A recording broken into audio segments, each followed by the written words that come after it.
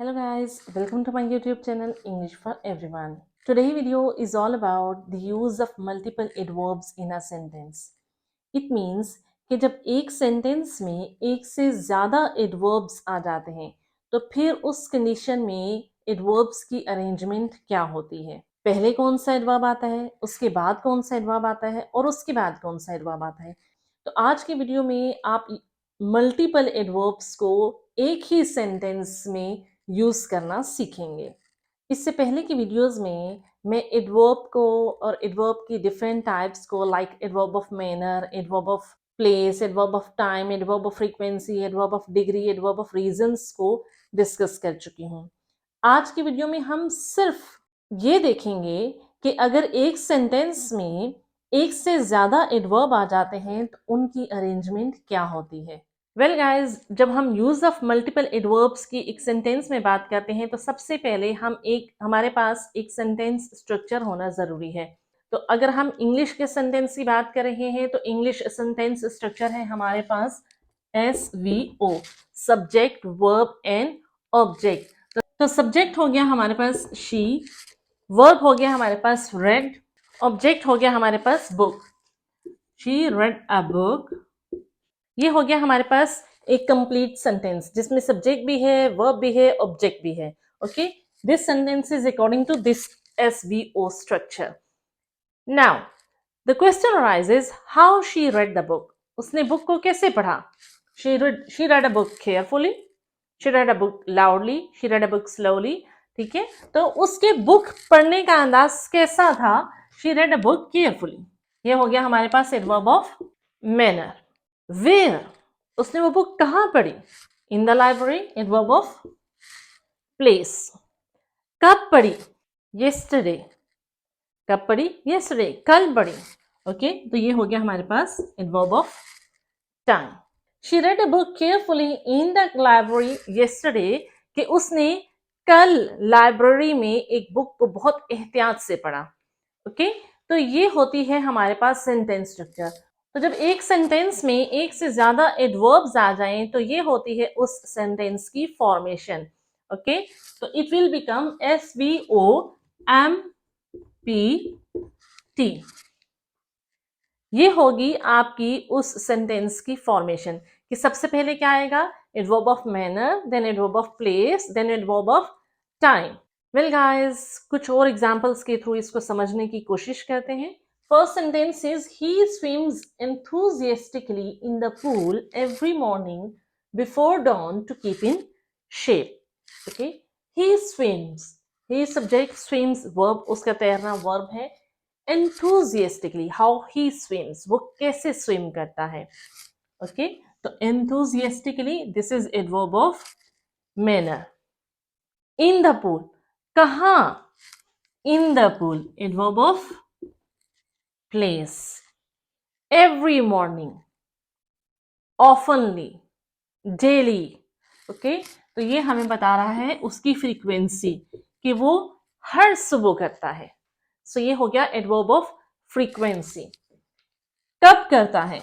Before dawn, adverb of time. क्यों करता है? To keep himself in shape, to keep in shape, ये हो गया adverb of reason. Next sentence, my sister naps in her room every morning before lunch। My sister naps, my sister subject, naps उसका सोना, काम करना। in her room, कहाँ पे? in her room, ये हो गया adverb of place। every morning, adverb of frequency। कब? before lunch, adverb of time। यहां हमारे पास मैनर नहीं है लेकिन सीक्वेंस वही रहेगा MPT वाला। अगर आपके पास फ्रीक्वेंसी है और रीजन भी है then it will be MPFTR।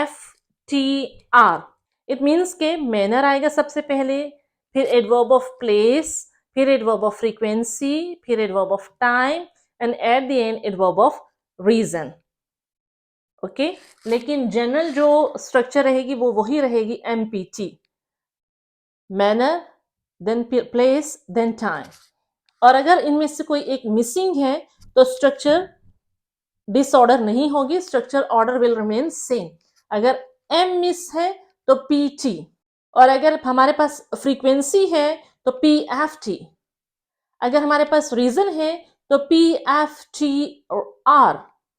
Okay, अगर हमारे पास मैनर है लेकिन टाइम नहीं है तो M P F R. Next sentence, she danced beautifully in the function yesterday. She danced, उसका काम करना, हाउ, ब्यूटिफुली, मैनर, कहा, इन द फंक्शन, प्लेस, कब, yesterday, time. Okay, so S V M P T.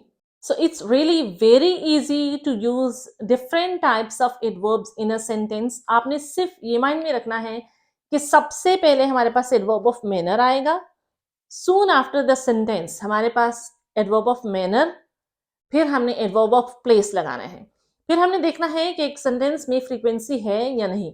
अगर है तो adverb of frequency, अगर नहीं है तो directly we will use adverb of time. Adverb of time पे सेंटेंस फिनिश होगा, लेकिन अगर हमारे पास रीजन है तो एडवर्ब ऑफ टाइम के फौरन बाद हम एडवर्ब ऑफ रीजन को भी यूज करेंगे। So this will be the order of multiple use of adverbs in a sentence.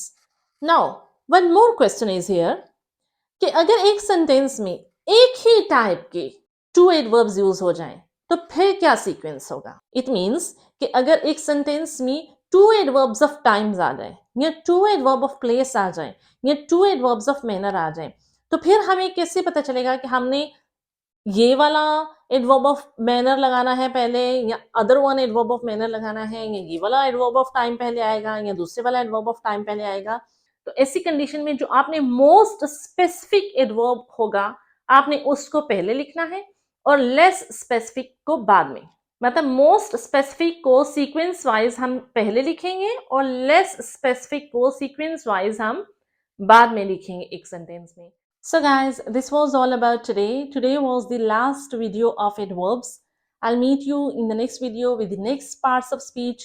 Till then, if you are new on this channel, don't forget to subscribe my channel. If you like my video, share my video with rest of your contacts so that they can learn something as well. Take care. Goodbye.